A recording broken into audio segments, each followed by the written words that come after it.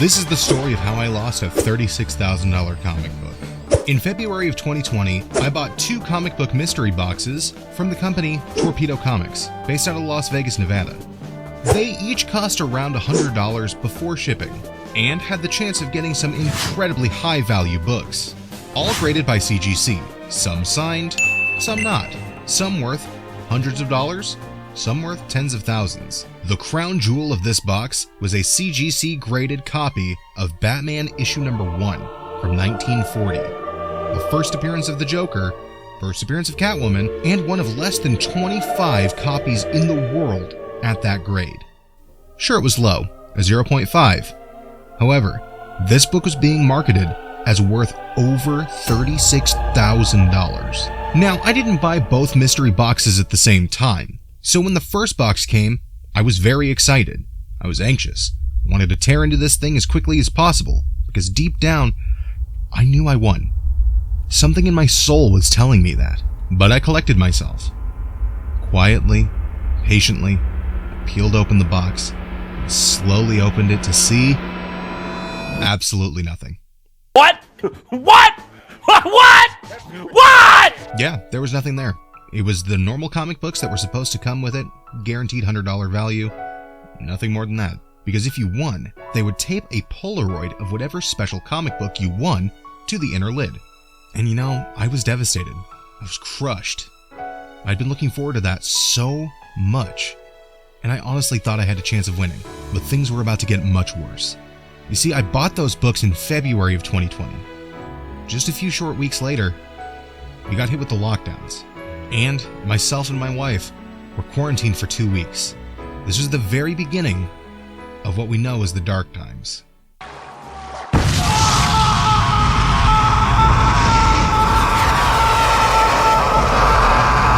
And the tests were just being rolled out, so at that point, it was taking over 2 weeks to even get the results. So, there was nothing for us to do. We were just going to be stuck at home for 2 weeks and not able to go to work. But I forgot that I had ordered that second box.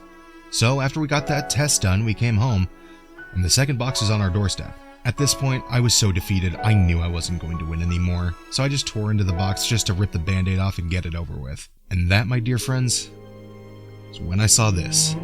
This Polaroid was taped to the inner side of that lid, indicating that I had just won a Batman issue number 1. The first appearance of Joker, first appearance of Catwoman. At that point, 80-year-old book, graded at a 0.5, but I would own a piece of history. And to confirm that I was actually the person who won the book, I got to FaceTime with the owner of the comic book store. Coincidentally, he's the drummer for System of a Down, and they recorded it all live on their Instagram feed, which I'll post a clip of now. Batman went to somebody else already. No, I'm just playing. Okay, so what's your name? Alex. So guys, we have our Batman 1 mystery box winner. Our Vault 2.0 has just been picked up by this gentleman, and look at how happy he is. Sitting at home enjoying some coronavirus vacation time, right? Absolutely. And soon, he will be doing it with this Batman 1. All right, we're gonna confirm everything, and then we're gonna get this mailed out to you. You should have it by the end of the week. Awesome. Congratulations, and thank you for being a part of it. Thank you, sir. And I think the next book we're gonna put up, guys, might be a Hulk 181.98. Man. You never know, you might win it again. Who knows? You always gotta try. That's right. Did you pick up a box last time for the AF-15? I was not able to, but this time I ended up getting 2, and the second one was the winner. You see that, guys? If he only got 1, he wouldn't have won. But because he went 2, doubled his chances. Anyway, thank you to everyone that participated, and for all of you who got those special prizes that we didn't even announce, congratulations.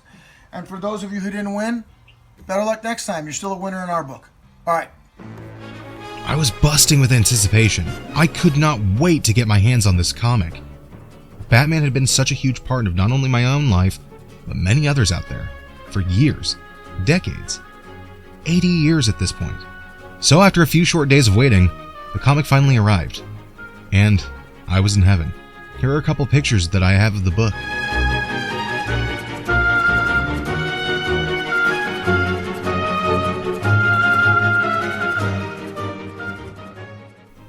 unfortunately, this is where the story takes a turn.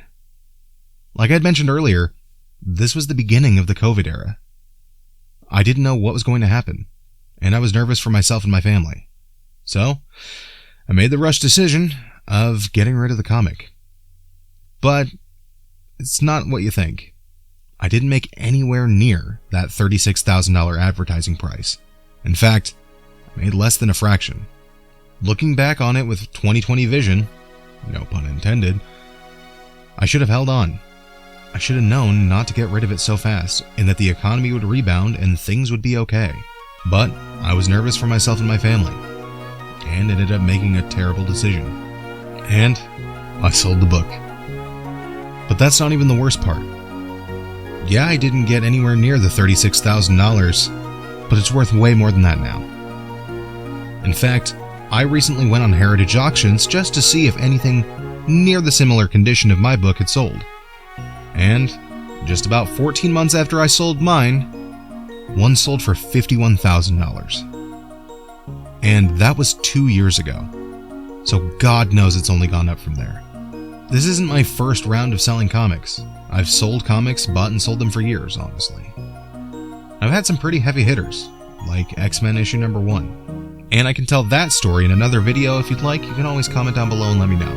I just wanted to make this video so people know, just because you feel like things are going to get worse and you have to act now, it's not always the case. Things definitely could change, and you don't want to make a decision that you're going to regret later.